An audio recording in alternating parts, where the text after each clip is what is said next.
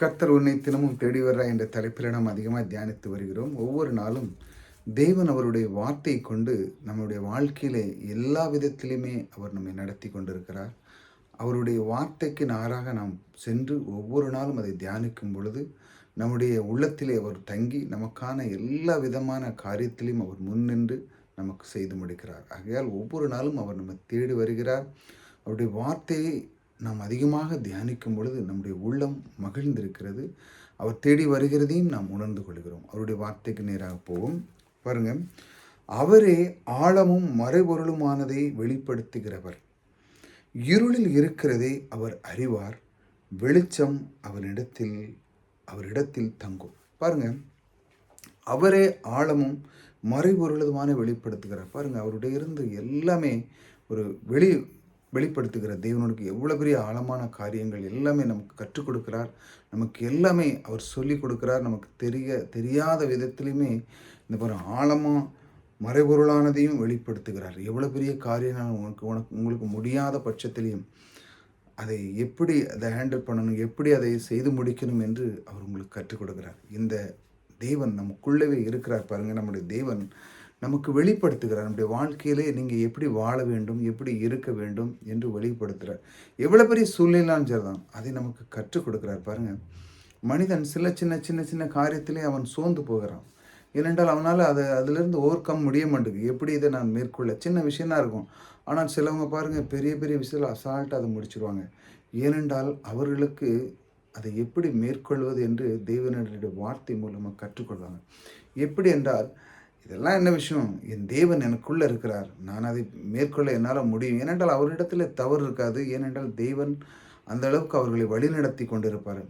சூழ்நிலை இந்த பூமியில் பாருங்கள், உங்களை நெருக்கி வரும், பாவங்கள் நெருங்கி வரும், எல்லா ஒரு காரியங்கள் உங்களை நோக்கி வரும். ஆனாலும் அதிலிருந்து தளராமல் தேவன் என் பட்சத்தில் இருக்கிறார். அவர் ஆழமான காரியத்திலிருந்து எவ்வளோ பெரிய சூழ்நிலை இருந்தாலும் எனக்கு அதை வெளிப்படுத்தி தருகிறவர் எனக்குள்ளே இருக்கிறார் என்று நம்முடைய உள்ளம் அதை நமக்கு வளர்த்து கொடுக்கிறார்.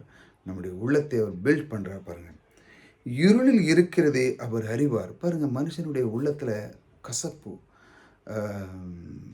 மன்னிப்பு கொடுக்க முடியாமல் சிலவர் நிறையா இருப்பாங்க. பாருங்கள், மன்னிக்கவே மாட்டாங்க.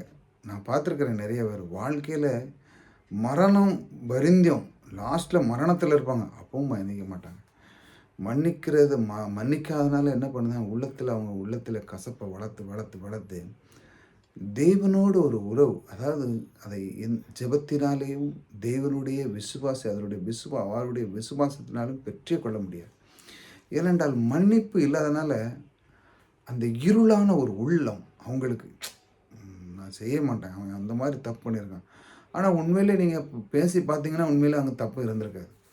ஆனால் அத்தனை வருஷம் அவங்க அது பேசாமல் இருந்திருப்பாங்க. அப்படி நிறைய பேர் இருக்காங்க. பாருங்கள், ஒருத்தருக்கு ஒருத்தர் அன்பை பேசி இதில் என்ன இருக்குது, சரி ஏதோ தெரியாமல் பண்ணியிருப்பான், மன்னிச்சிடும் அப்படின்னு.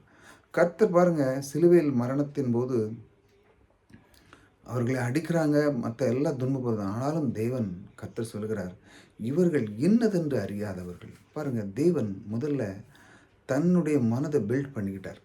எப்படின்னா, நான் சுலபமாக இவங்கள இது பண்ணிடலாம், ஆனாலும் அது கோபம் வரும், அவங்க ஏதாட்டு செய்ய தோணும். அந்த மாதிரி அந்த உள்ளத்தை சரியாக அதை விட இணையாமல் தன் உள்ளத்தை அவர் பில்ட் பண்ணிட்டார். இவர்களை மன்னிங்கள், தேவனிடத்தில் ஒப்பு கொடுத்தார். அதாவது என்னிடத்தில் வா அப்படி சொன்னாரா கர்த்தர், நான் உனக்கு இளைப்பாறுதல் தருவேன்னு சொன்ன அந்த வார்த்தை, தேவன் மரணம் பரிந்த வரும் கிறிஸ்து தேவனுடைய வார்த்தைக்கே கீழ்ப்படிந்தார். அவர் அந்த மாதிரி அவர் வெளிப்படுத்துகிறார். தேவனுடைய வார்த்தையை சொல்லுகிறார். ஒவ்வொரு நாளும் அவர் எவ்வளோ கஷ்டத்தில் இருந்தாலும் தேவனுடைய வார்த்தை கொண்டு தான் சிலுவை மரணம் உள்ள முடிந்தது. அவரால் முடியாது ஒன்றுமில்லை. ஏனென்றால் அவர் கொஞ்ச நேரத்தில் அவனெல்லாம் பஸ்மமாக்கி போட்டுக்கலாம். ஆனாலும் அப்படி இல்லை. இந்த மாமிசமாக வந்த இந்த கிறிஸ்து அவருடைய உள்ளத்தை சரியாக வைத்ததும் இல்லை, எல்லாமே தேவனிடத்தில் ஒப்பு கொடுத்தார். தேவனுடைய சித்தத்தை அவர் நிறைவேற்றி முடித்தார். ஆகையால் அவருக்கு அந்த உள்ளத்தை அவர் நான் செய்ய போகிறேன் அப்படின்னு சொல்லி வரல. அவருடைய சரியான அந்த தேவனுடைய வார்த்தை சொல்லியிருக்கிறது, என்னிடத்தில் வா, நான் உனக்கு இளைப்பாறுதல் தருவேன் என்று சொன்ன மாதிரி அந்த வார்த்தை இவர்கள் என்னதென்று அறியாதவர்கள் சொன்னார் அந்த தேவன். அப்பொழுதும் அவருடைய மனதை பாருங்கள் எப்படி வச்சுருக்காரு பாருங்கள். அந்த அளவு மன்னித்தார் பாருங்கள் தேவன் அவர்களை. எவ்வளோ கஷ்டப்படுத்தினாங்க. ஆனால் அந்த கஷ்டத்தை விடையும் உங்களுக்கு அதை விடையும் மேலான கஷ்டமாக இருந்தது. சும்மா ஏதோ சொல்லியிருப்பாங்க, சித்தப்பா பெரியப்பா ஏதோ ஒரு சின்ன வார்த்தைகள் ஏதாட்டும் சொல்லியிருப்பாங்க. அதையெல்லாம் விட்டுருங்க. இந்த மாதிரி மன்னிக்கிற அந்த மனப்பான்மை நீங்கள் கொண்டு வரலன்னா, இருளில் இருக்கிறதே அவர் அறிகிறார். தேவன் உள்ளத்தை பார்க்கிறார். இவன்கிட்ட கசப்பு இருக்குது, பொறாம குணம் இருக்குது, யாருக்கும் கொடுக்கக்கூடாதுங்கிற குணம் இருக்குது, இந்த உலகத்தில் இருக்கத்தட்டி நான் தான் அப்படிங்கிற குணம் இருக்குங்கிறது அவர் அறிகிறார். நீங்கள் நினச்சிக்கலாம், எனக்கு யாருமே எதுவும் பண்ண முடியாது, நான் சொன்னது தான் சரி, நான் தான் அப்படி தான் இருப்பேன், என்னைய மாற்ற முடியாது, நான் சொன்னது தான், என் வார்த்தை சொன்னேன். அப்படிலாம் இல்லைங்க. உங்களுக்கு மன்னிக்கிற மனப்பான்மை உள்ளே கொண்டு வரும் பொழுது எவ்வளோ கஷ்டங்கள் எத்தனையோ இருக்கு. ஆனால் நீங்கள் மன்னிக்கும் பொழுது உங்களுக்கு என்ன ஒரு விஷயம் நடக்குன்னா, உங்களுக்கு வாழ்க்கையில் ஒரு இளைப்பாறுதல் வருது. தேவன் உள்ளத்திலே வருகிறார். மன்னிக்கும் போது நீங்கள் மன்னிக்கலைன்னா பிசாசு உள்ள இடம் இருக்கிறான். நீங்கள் மன்னிச்சிட்டிங்கன்னா தேவன் ஆளுகை பண்ணுகிறார். தேவன் அதிலிருந்து விடுதலை ஆக்குறார். உங்களுக்கான வருகிற ஆசீர்வாதத்தை எல்லாம் அவர் தர ஆயத்தமாக இருக்கிறார். இல்லைன்னா உங்களுக்கு வர்ற ஆசீர்வாதம் தடையாயிரும். ஆசீர்வாதம் எங்கேருந்து வருகிறது? கர்த்தரிடத்துல தான் வருகிறது. இப்போ நீங்கள் நன்றாக இருக்கணும், சுகமாக இருக்கணும், ஆரோக்கியமாக இருக்கணும், எங்கே இருக்குது? எல்லாமே கர்த்தரிடத்திலிருந்து வருகிறது. ஆகையால் அதை நமக்கு சரியாக அதை எண்ணி சரியாக நாம் கையாள வேண்டும். இல்லை நான் இப்படி தான் இருப்பேன்னா அது உங்களுடைய சுபாவம். நமக்கு எல்லாம் ஆசீர்வாதம் வேணும், நம் குடும்பம் சன்னதி எல்லாமே நல்லா சந்தோஷமாக வாழணும் என்றால் நீங்கள் மன்னிக்கிற குணத்தை கொண்டு வரணும். அந்த மாதிரி உள்ளத்தை அவர் இருளில் இருக்கிறதே அவர் அறிவார்.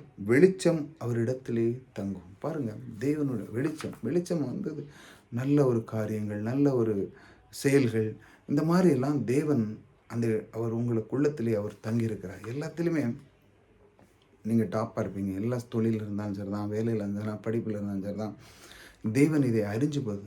அந்த மாதிரி காரியத்தில் நீங்கள் எப்பொழுது இதை கற்றுக்கொள்ளன்னு பாருங்கள். இதைத்தான் அவர் வெளிப்படுத்துகிறார். நான் என்னிடத்துல இருக்குப்பா வெளிச்சம், நான் உனக்கு தருகிறேன். ஆகையால் நீ இந்த மாதிரி இருளான வார்த்தைகள் இல்லாமல் இதெல்லாம் இல்லாமல் என்னத்திலிருந்து இந்த வெளிப்பாடை கற்றுக்கொள், நான் உனக்குள்ளேருந்து எல்லாத்தையும் தர ஆயத்தமாக இருக்கிறேன் அப்படின்னு அவர் சொல்லுறார் பாருங்கள். எவ்வளோதான் கஷ்டத்தில் இருந்தாலும் அதெல்லாம் நீக்கிறவர் உங்களோடு கூட இருக்கிறார். இருளில் இருக்கிறதை அறிகிறார். ஆகையால் அதிலிருந்து நீங்கி வெளிச்சத்துக்கு நீங்கள் வாங்க. தேவனுக்குள்ளே வரும் பொழுது அவர் உங்களுக்குள்ளே பிரகாசிக்க செய்ய நீங்கள் இடம் கொடுங்க. இதைத்தான் ஒவ்வொரு நாளும் அவர் உங்களுக்கு கற்றுக் கொடுக்குறார். கர்த்தர் இந்த மாதிரி தேடி வந்து வார்த்தைகளை கற்றுக் கொடுக்குறார். அதை ரிசீவ் பண்ணுங்கள். ஒவ்வொரு நாளும் தேவன் எனக்குள்ளே இருக்கிறார் என்று சொல்லி நீங்கள் மனதார நம்பும்போது உங்களுடைய உள்ளம் சந்தோஷமாக மகிழ்ச்சியாக இருக்கும். கர்த்தர் உங்களோடு கூட இருக்கிறார். கர்த்தர் உங்களை ஆசீர்வதிப்பார்.